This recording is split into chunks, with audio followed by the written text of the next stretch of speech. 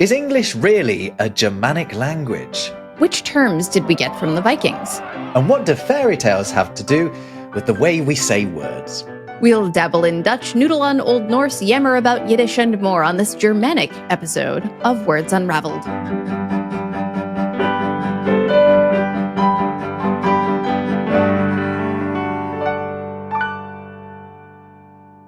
Welcome to another Words Unravelled. I'm Rob Watts from the YouTube channel Rob Words. And I'm Jess Ferris, author of etymology books, including Useless Etymology. And today we are discussing how Germanic English is and what Germanic languages contributed to English.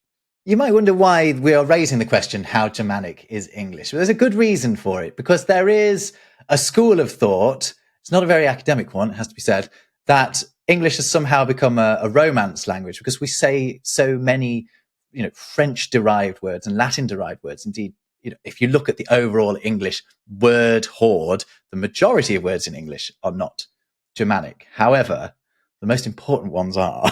Right, right, the foundational ones. Exactly. So what Jess and I are going to try and do here, because we both agree that English is a Germanic language. We're going to explain to you what a Germanic language is and why English fits in with that, because it's fascinating. It's really fascinating because it tells the whole story of our language, and it tells you something about the heritage of we who speak it. But Jess, first off, just explain to us what a Germanic language is.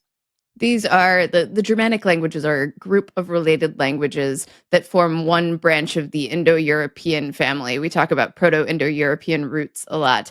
Proto-Germanic roots also led to often Old English, Old Norse, and other Germanic words that we now use in modern English. And all Germanic languages are descended from Proto-Germanic languages, which was spoken in Iron Age Scandinavia, Northern Germany, the North Sea, the Baltic coasts. And it was like these other languages. It's a reconstructed language that has been put together through comparisons of these descendant languages, and that there are three branches. West Germanic, which is the source of languages like English, German, Dutch, Afrikaans, Frisian, Yiddish, Low Saxon, and Scots, and then North Germanic, which is the Scandinavian languages, Swedish, Danish, Norwegian, Icelandic, Faroese, etc. And then East Germanic, which is now extinct, but once included Gothic, which is the most heavily attested one in writing. And today we'd say like 26% of modern English words are derived from Germanic sources, but they are our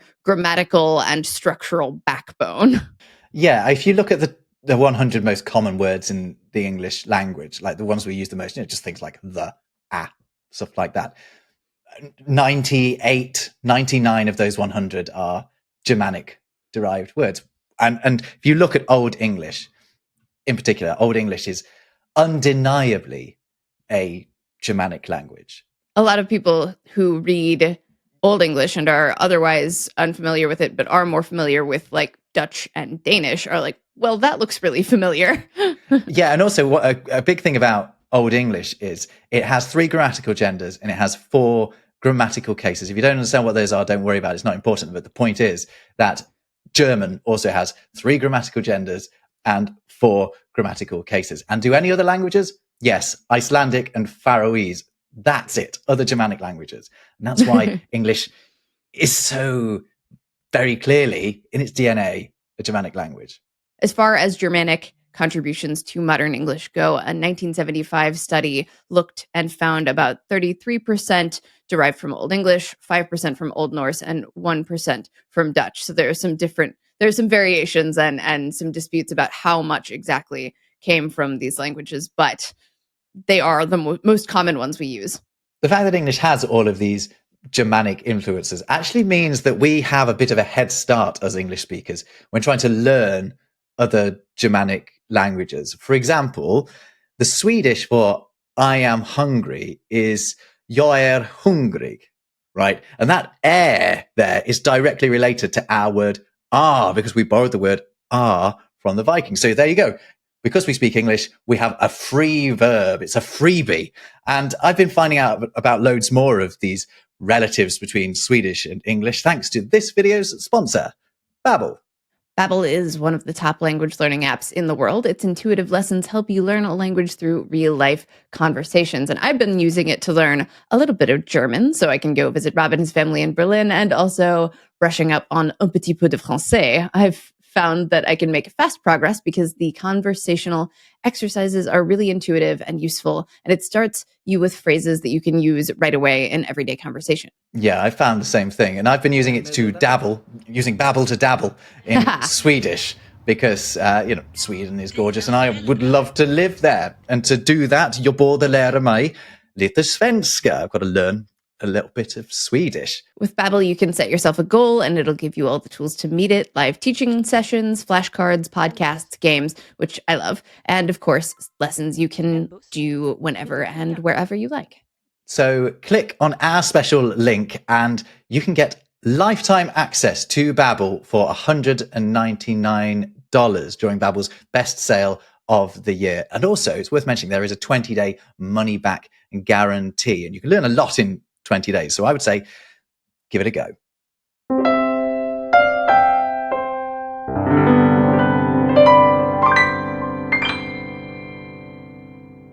The major Germanic languages that influenced English, of course, are Old English, which forms the base of our language. And it was introduced by the Anglo-Saxons in English from the 5th century onward. And it was spoken across England and then parts of southern and eastern Scotland between the 5th and the 12th centuries. And the people who spoke it were Germanic settlers called the Angles, the Saxons, and the Jutes, who migrated to Britain starting around the mid-5th century and brought with them West Germanic dialects that evolved into Old English. What's quite interesting about their dialects as well, if I might just jump in, is that they're what are called Low German dialects, right? Because and that has to do with... That is to do, you're right, that's to do with altitude rather than how high up Europe you are, right? Because funnily enough, the High Germanic languages, High German is from southern Germany. Modern German is High German, right? The thing that when you speak German, Hallo, ich spreche Deutsch, right? That is High German.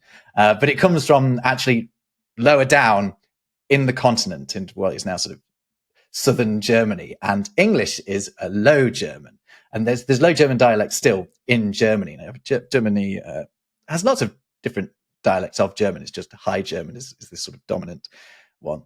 English is Low German, as are Dutch. So you can break up the West Germanic languages into high and low as well.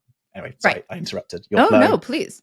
That was a good stopping point because I was about to go into the fact that we have our North Germanic languages as well. So a bunch of Old Norse words entered English during the Viking Age from the 8th to the 11th centuries, when Scandinavian Norse-speaking settlers invaded, raided, colonized large parts of eastern and northern England called the Danelaw region, which is part of England.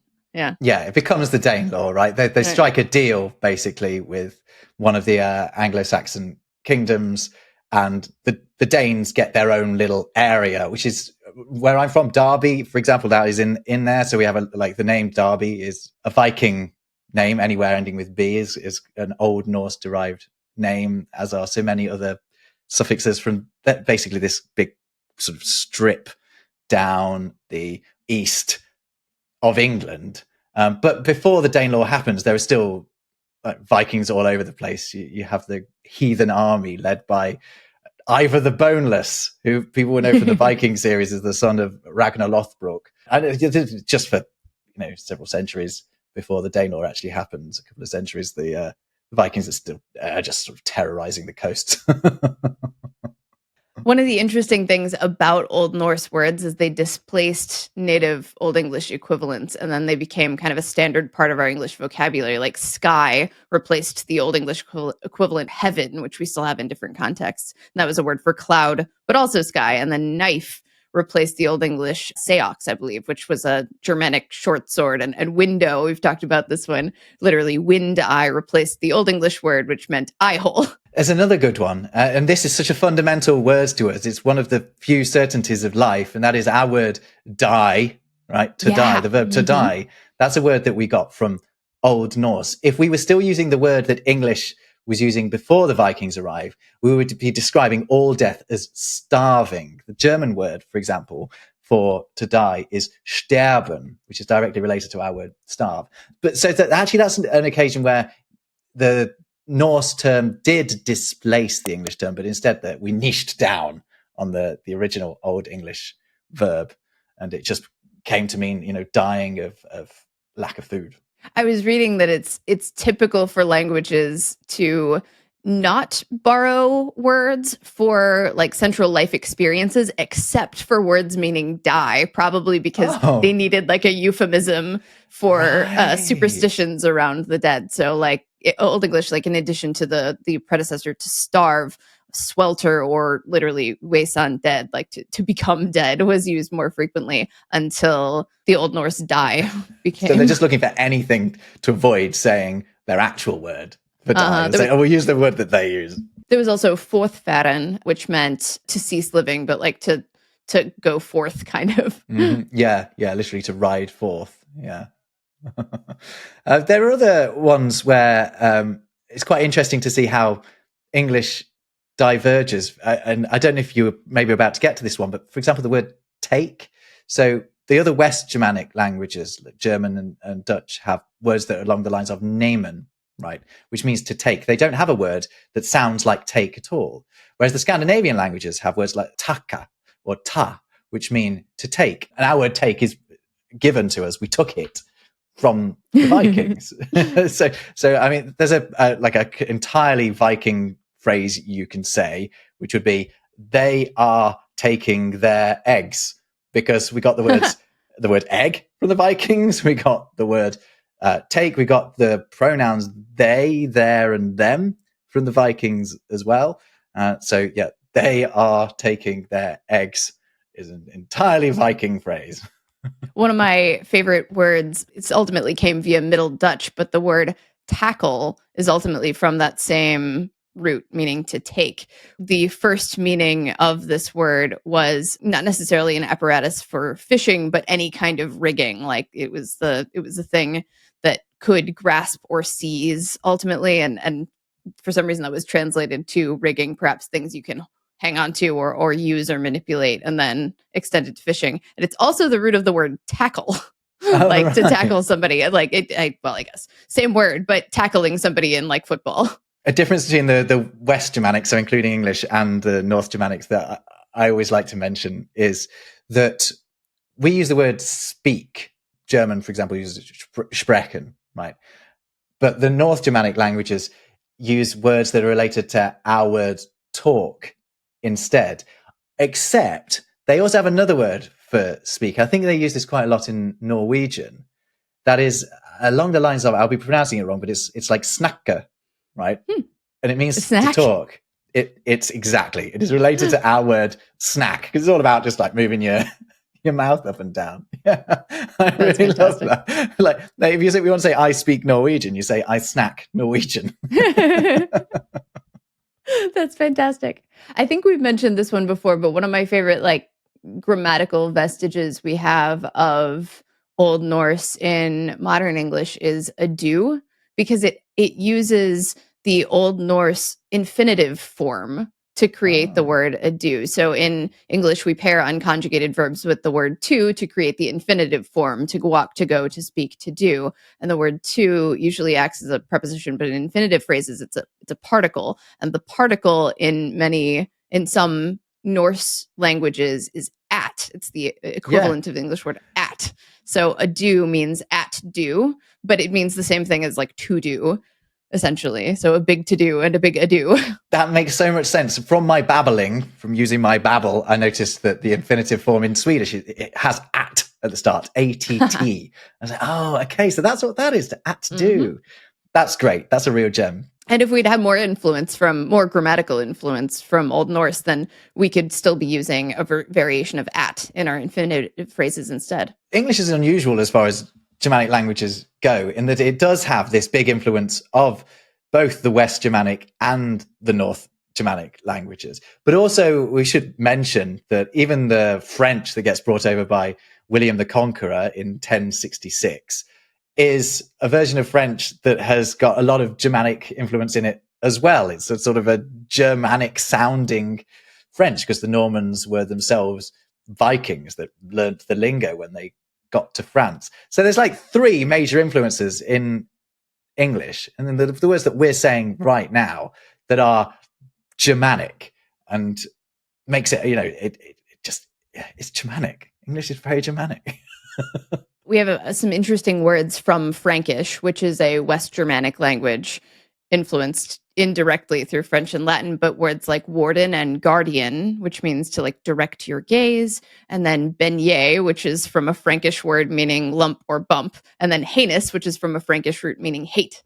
I said very cheerfully. And so Frankish is a Germanic language that's spoken in what is now France, right? And so that means that the Normans, for example, had got a lot of Frankish words in their language, their version of French, and that's how you end up with them. Yeah, so you have this guardian and wardian. So one of those is Norman, and one of them is sort of Central French, right? And you have a lot of couplets like that I always talk about, don't I? Guarantee, warranty, Guillaume, William, waffle, and gaufre, which is the French for a waffle.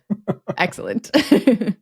A little later, some of our Germanic influences come from Dutch, because during the 17th century, English and the Dutch Republic had several Anglo-Dutch wars in which English sailors and merchants borrowed many Dutch nautical terms during this period, which is why you see a lot of nautical terms from Dutch, including skipper, Right. yacht, deck, dock, buoy, keel haul, boom, freight, avast, and many others. And yet, at the same time, Dutch also became a mocking, or like an ironic, or maybe not ironic, but an insulting label in English for things viewed as foreign or orthodox or unorthodox or morally suspect. Like Dutch courage is bravery from alcohol. Going Dutch is splitting the bill. Each person pays for themselves. And then Dutch talent is shoddy workmanship. That's right. Yeah, we alternate between blaming them on the French and blaming them on the Dutch. Right? Yes. Yeah, because I think, and the Irish get a hard time as well. But then, like the French and the Dutch, I don't know about the Dutch actually, but the French definitely have terms that relate to the English in a very similar way to we talk about syphilis as the French disease, right? We don't now, I don't think, but historically we have done, which is basically a slight on your enemy. Should we address why Dutch means, like, it's so closely related to like things like Deutsch, and it meant Germanic? Actually, this is essential to discuss because it goes to the question of whether German is more Germanic than the other Germanic languages. The answer to which question is no, because the only reason that the words Germanic and German are similar is that the English language has chosen a stupid word for Germany. Yes. The idea of the Germanic shared culture is the Northern European shared culture. That's Germanic.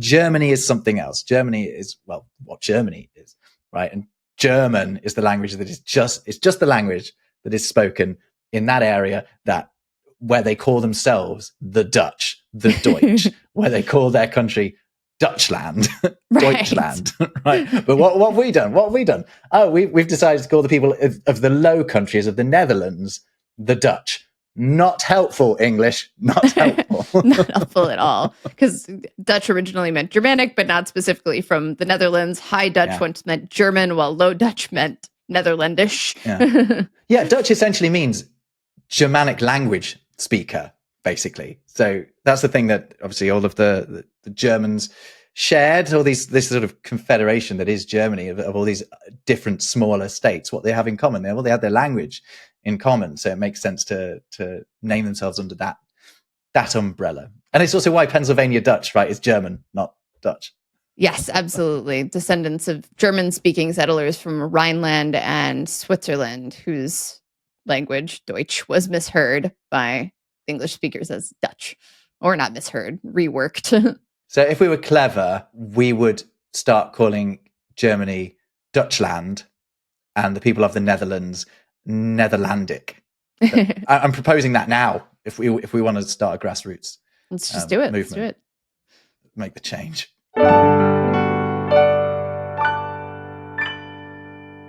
Let's talk about Germanic features in English, the things that make English Germanic and it has in common with other Germanic languages. Because it's not just the words that we say that make English a Germanic language. There is all sorts of grammatical stuff going on, but also the way in which we say those words that mean, English is a Germanic language. One of them is that the English language shows evidence of something that's known as Grimm's law. It's named after Jakob Grimm of the brothers Grimm, the fairy tale writers, Jakob and Wilhelm, right? They were collecting those fairy tales so that they could essentially analyze the language in them.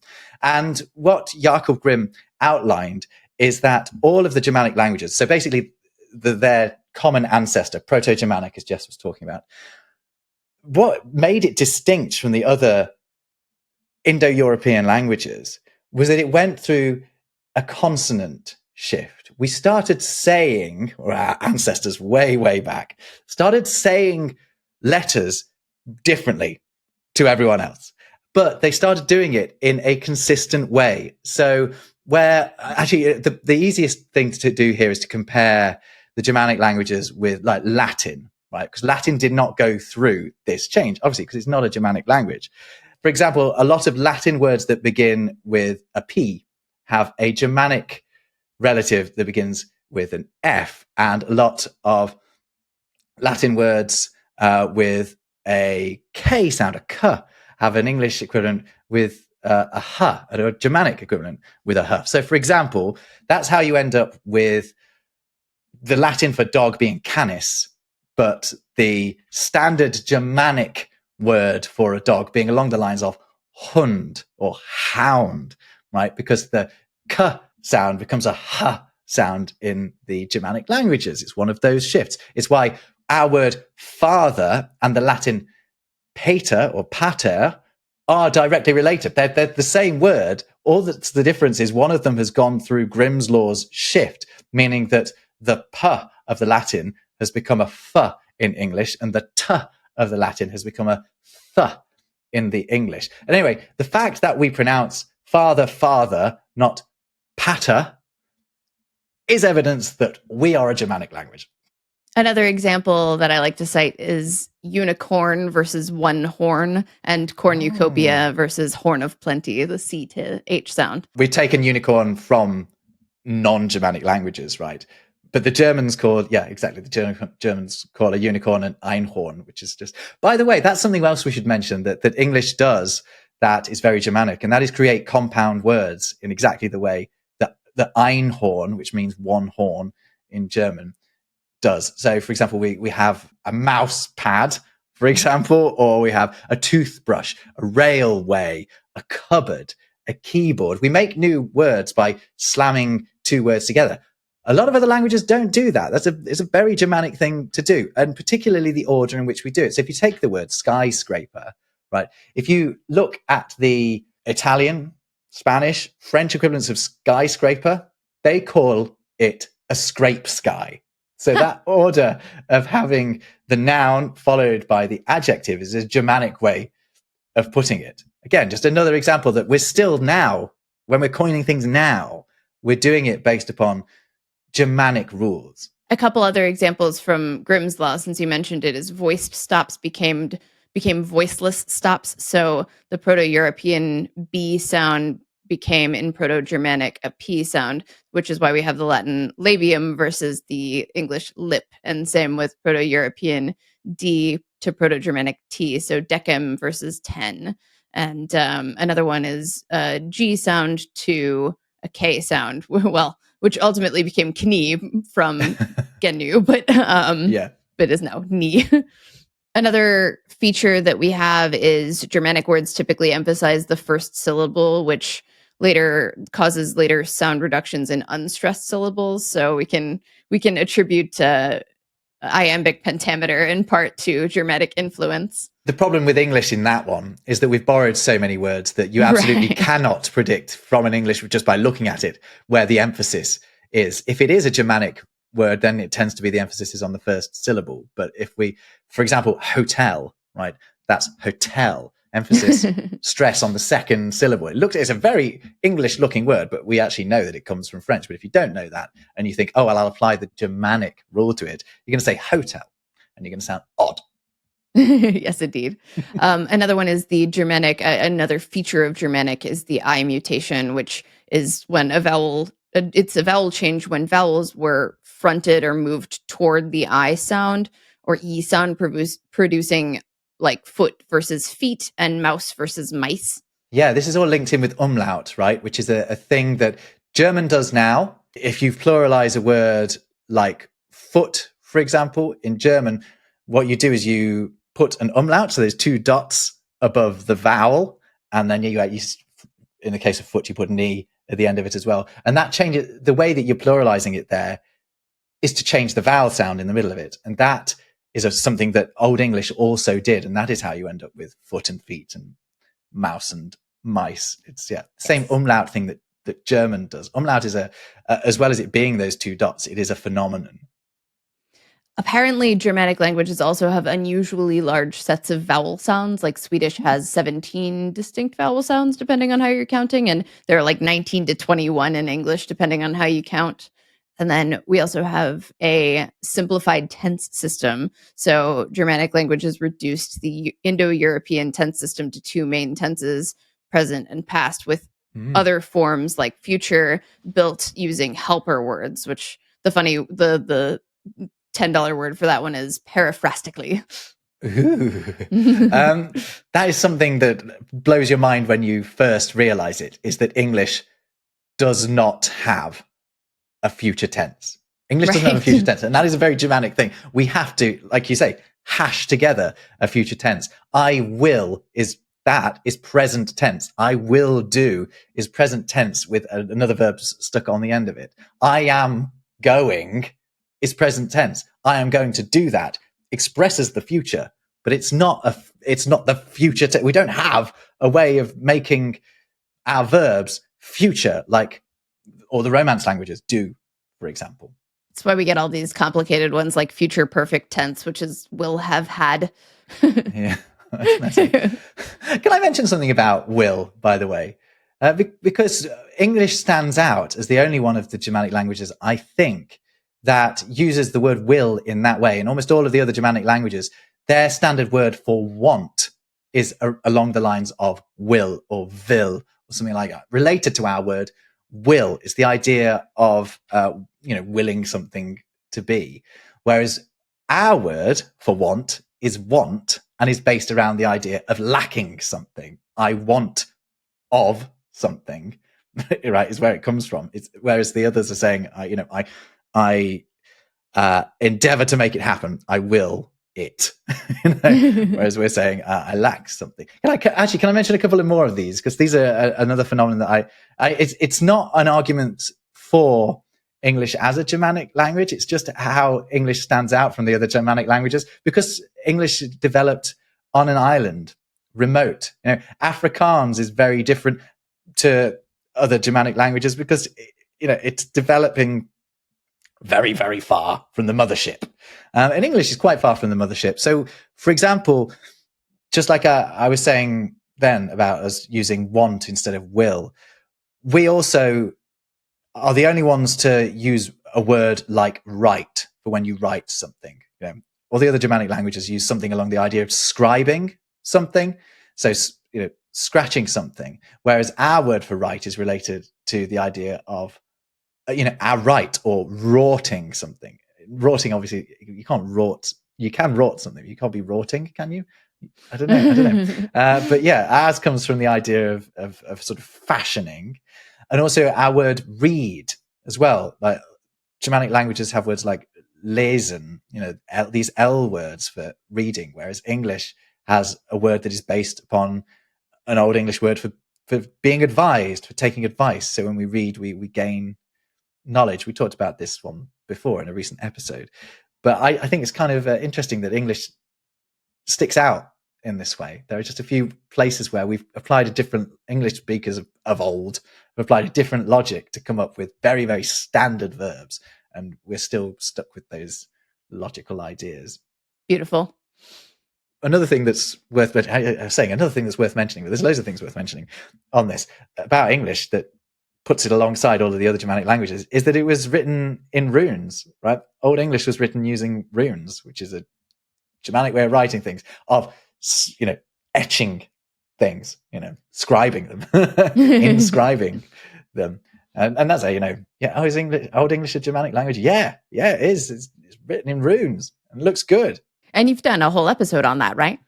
I have, yeah. Because we've talked in the past about those wonderful letters that we've lost from English, like thorn, a character that used to express what th expresses for us now. And that was a rune. There was a rune called thorn that expressed the th sound. And then when we applied the Latin alphabet to the English language, you thought, oh no, the Latin alphabet doesn't have a letter for the th sound. What are we going to do? I know, we'll get that rune that we were using for the th and we'll just make it look nice and curly so it fits in with the Latin ones. Because obviously runes are made using straight lines because you're just sort of scratching them. Whereas thorn, which I see if Martin can draw a little thorn here where my finger is, but I've got to do it the right way around. If I've done it the wrong way around, sorry, Martin, if I have. But it looked like a P and a B on top of one another. But also there was this other character, this other rune called win, which represented the w sound that actually is rare in Germanic languages. I genuinely don't know if other Germanic languages have a w sound at the start of words like English does. And we had a rune for it, which looked like a P. It looked far too much like a P. If you read Beowulf, if you attempt to read Beowulf, good luck to start with. But you'll see there's a load of what look like P's, but they're also P's. And it's very confusing. So I can see why they brought in the Latin way of making the worst sound with those two U's or two V's. Anyway, that's a well-trodden rant by me. But I would love to bring back thorn. I agree. No, we have so many uses for it, and it looks distinctive enough that it's easily recognizable. Yeah, I think win has fallen by the wayside. It might be a little tough. We can leave that one with the medial S. There we go. Yeah. I didn't even mention eth. Eth and thorn, both still in use in Icelandic, an even more remote language, and therefore very conservative of Old Norse. I think if you want a good idea of what Old Norse is like, I think you need to look at Icelandic. But anyway, they still use that thorn letter I was talking about for the th sound, and they use the eth sound for the voiced version of it. Although I believe they can be interchangeable to some extent. Those two letters, like the eth doesn't always make the voice th. It sometimes can also be a th. I think. You think?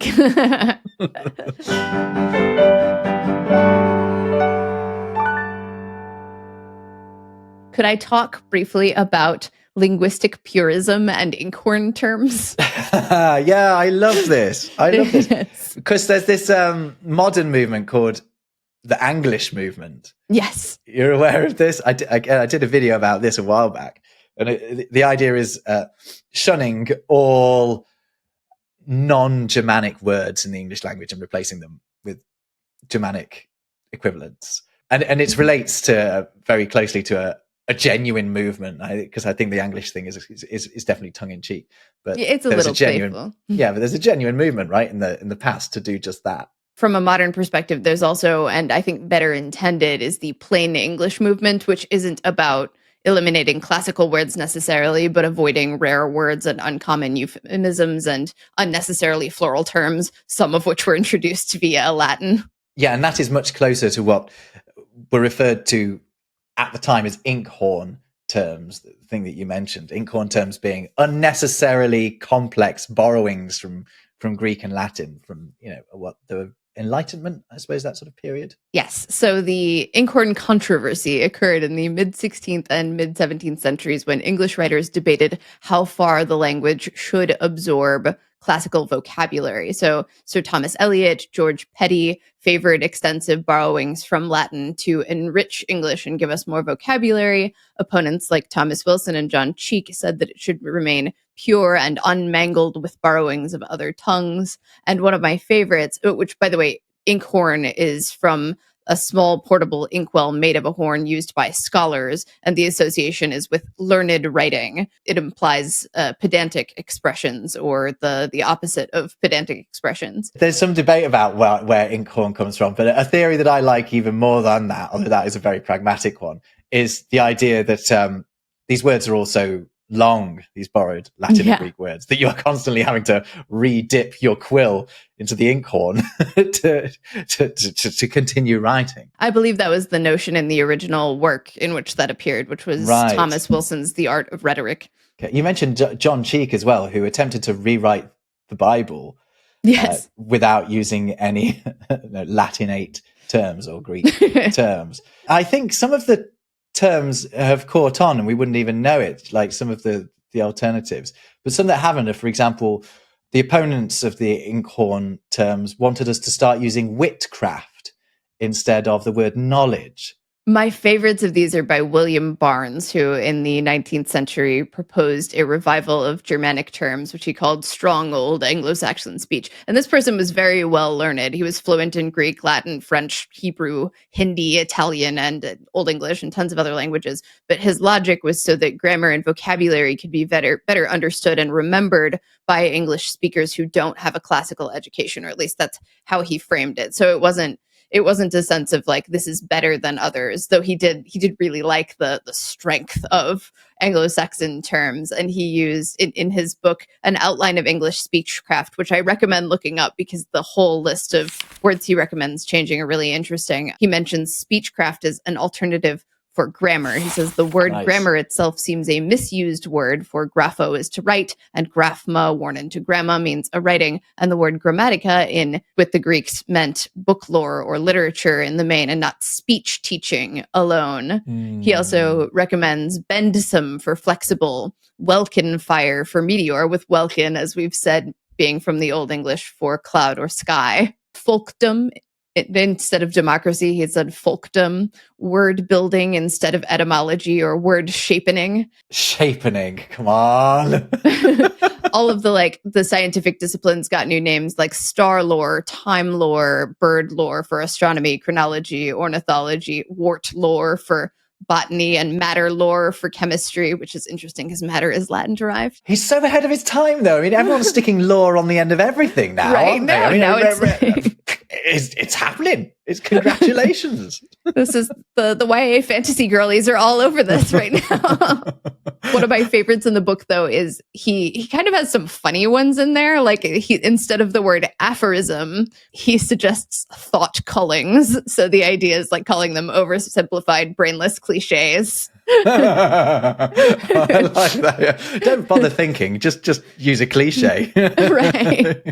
And George Orwell got into this a good bit in the 1940s too. He thought ameliorate, extraneous, and clandestine were unnecessarily Latinate words, and he's been used to like fuel the plain English movement that we mentioned. As is Winston Churchill, one of his most famous speeches. Large passages of it, "We will fight them on the beaches," are made up of monosyllabic or duosyllabic Anglo-Saxon terms in the main. There's that section of that speech where the only Latin-derived word is surrender. But elsewhere in that speech, he does use plenty of Latin-derived words, it's worth saying. But he has been quoted saying he would rather use a short Anglo-Saxon word than a long, frilly one. And I don't know, I do feel like they hit different. They do. And in the interest of, say, like William Barnes saying that some of those words might be better understood and remembered by your average person, as a public servant, I can imagine that would be perceived as less pretentious. Yeah, I say, using mostly Latin words. Pretentious, moi. Yeah. Understood as less snooty. Ooh, I like understood is good. You do want to be understood, and if you're going to use complicated words, this goes back to our journalism training, right? If you're going to use complicated words where simple ones are available, then you're just being self-indulgent, aren't you? You're showing off your own knowledge, your own learning, your own witcraft at the expense of the person that you're saying it to. Absolutely. I was reminded because we mentioned understand, that's a neat Old English compound, because to understand something implies to stand under it, right? So why does it mean to thoroughly understand it? And it's because under originally it's related ultimately to the word inter. So it means standing among something. So you have such a thorough and literally immersive understanding of something that you are standing within it, which is kind of neat. Mm-hmm. Yeah, because actually the German for to support is unterstützen, right? Which is literally the idea of being underneath it and supporting it, but it can also be figuratively supporting something. Old English also had undersöken, which meant to examine or closely investigate something, literally to seek among things. And then undertänken meant to think critically or consider something carefully, literally meaning to think between or think among. And then undernehmen meant to receive something from someone else, but literally to take between two people. These compounds, like you say, a verb with preposition, very Germanic. More common in English now is to separate the verb and the preposition, to take over, to go under, rather than to, although actually we do say undergo, don't we? But it means something different. But whereas actually in Germanic languages, you would have, the preposition essentially is a prefix on the verb. But the point is we're still doing the same thing. We're just formulating it slightly differently. But it's a very Germanic thing to do. Yes. Repurpose the same verb just over and over again with different prepositions. Not very creative. I mean, basically, the story of Germanic languages is not terribly creative. We like to borrow. Although in English is very versatile in that we can borrow things and we can verbify them and nounify them and adjectify them as much as we like. English is good like that. I mean, one of my favorite things about it, and one of the things that makes this podcast possible, is the ability to explain what words mean in lots of different ways. And what is that? Is that a product of us having a wide vocabulary influenced by different languages that has allowed us to take synonyms but sort of allocate them their own little niches that are ever so slightly different? We can also drill down into a lot of specificity with our words, which, I mean, lots of languages can do this, but here I am just being excited about English. Yeah, I often wonder if we're just being like arrogant when we speak about English in this way. Look how many words. We've got so many words. You haven't got as many words as us. But I think English does demonstrably have more words than, for example, Spanish, like quite a lot more words than Spanish has. I mean, it's really hard to tell because we've talked before about how agglutinative languages, you can basically make an indefinitely long word and it's a whole narrative. Oh, that's a real faff, that. It's a thing in Old English more than in modern English, is where you change words to reflect gender and case, etc., or their relation to another thing, whatever. You end up with these really long words. It's why... Well, actually, it's not so much why German has lots of long words. German has lots of long words because they don't bother with the spaces where we put spaces in. That's really why that happens. But yeah, Old English used to be like that. It's very, very hard to learn languages that are like that. Old English is hard. I mentioned earlier that we got they, their, and them from the Vikings. Well, one of our words for what are now the sounding pronouns was him. So actually, it's quite good that we took on the Old Norse pronouns, those plural ones, because using him as a plural pronoun, and you imagine how wound up people get now about using they as a singular, even though it's a perfectly natural thing to do in English, by the way. Right. Imagine if we were also having to use him as a plural. It'd be a nightmare. Oh my goodness. Go look at a table of Old English pronouns. They're complex.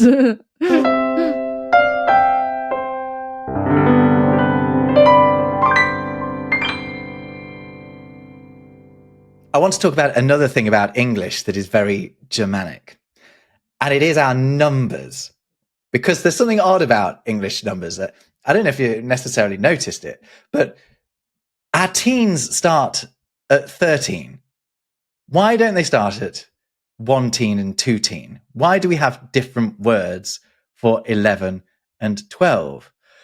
I don't know why, but all the Germanic languages do. Probably because at some point, way, way back in the history of the Germanic peoples, the number 12 was important. And it seemed more important to have, basically, you know how we count to 10 generally, but like your default would be to count to 12. A way you could do that, because you think, well, you haven't got 12 fingers, but what you have got is, on your hand, you've got 1, 2, 3, 4, 5, 6, 7, 8, 9, 10, 11, 12. If you count between like your little knuckly bits there, perhaps that was how they were counting.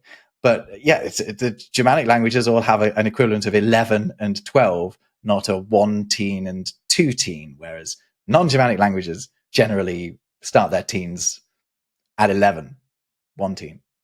Amazing. it's not base 12 counting. It's just 12 appears to be important, because we do have decimal. Although we've talked about it before, vigesimal counting, no, Jess. No. It's common appears to have been common in Germanic languages. In Danish, I think they still do counting, base 20 counting sometimes, but so do the Celtic languages, so does French sometimes, how 80 is 420. So that clearly isn't a Germanic thing. That must have been something later, but counting 1 to 12 is. You're still smirking about vigesimal. Shut up.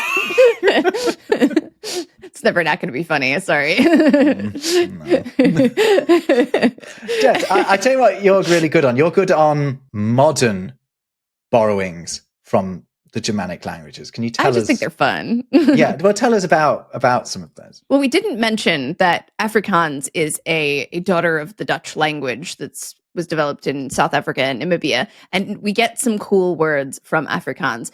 You would be, I'm sure, not surprised to find out that words like apartheid is one of those, but it is from the Dutch pieces meaning separateness. Another one is like aardvark. We get some animal names meaning earth pig, and boomslang, which literally means tree snake, very venomous tree snake. But also like the veld, the open grassland, trek, meaning to draw or pull originally in Dutch, entered English in the 1850s, which I think is interesting because we use trek a lot. And that's related to the word drag, it's related to the word track, it's related to the word train as well. We've got some modern borrowings. I love modern borrowings from German because we always pick up like the most interesting compounds and things, like kindergarten, meaning children garden. Yeah. Yeah. Let's see. Noodle was borrowed from modern German borrowing. It meant dumpling in German. Knödel or exactly. noodle, because that's interesting. So, But then has German borrowed the word noodle back? Because German refers to pasta as Nudeln, plural of noodle, but they still have Knödel, which is something else. And in fact, it's kind of annoying. They'll call spaghetti Nudeln, noodles. Spaghetti's not noodles. It's something different. You've got to differentiate between your noodles and your spaghetti, but actually in German they don't. Anyway, also fun things like doppelganger, which means double walker or double goer. It's a lot of fun. Poltergeist, which we've discussed before, means knocking ghost or noisy ghost. Zeitgeist, of course, is time spirit with that same piece. A couple of modern Scandinavian terms that we've gotten from like Norwegian. Fjord is a pretty obvious one. Flow for ice. Krill is from Norwegian, the little planktonic crustaceans. Lemmings, skiing, slalom. It's predictable to see which words come from which languages, but I also enjoy it. It must be quite difficult to identify in some cases whether a word has come from Norwegian or Swedish, because they are really quite similar. They might use certain words in different ways, but they are absolutely, in certain places. I'm certain that they're sort of mutually intelligible.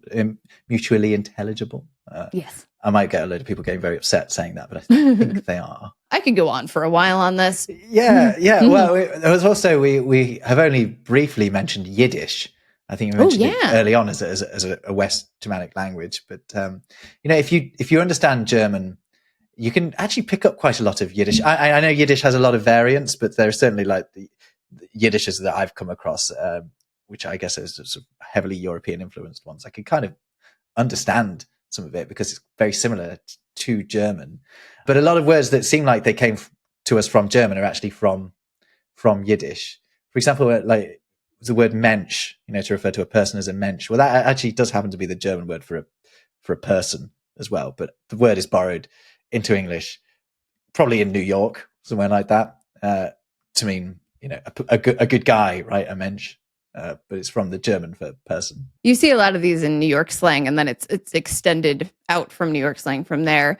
Chutzpah, schmuck, vetch, schlep, maven. I think we've covered the Germanic languages pretty well and made as far as very we can. Clear. Yeah, and we've made English's position, I think, in that Germanic family very clear. But feel free to take us to task on any of it in the comments on YouTube. Actually, just do it. Just go over to YouTube if you're listening. Yeah, and have a go at that. There's not a good way to comment on a podcast yet. They haven't worked that out. You're welcome to email us at wordsunraveledpod@gmail.com, but we are really bad at checking that email. As it turns out. You can, but it's like shouting into the abyss. We'll see you in 3 months when we empty out that inbox. Thank you so much for watching. This has been another fun one, Jess. Thank you. Yeah, see you next time on Words Unraveled.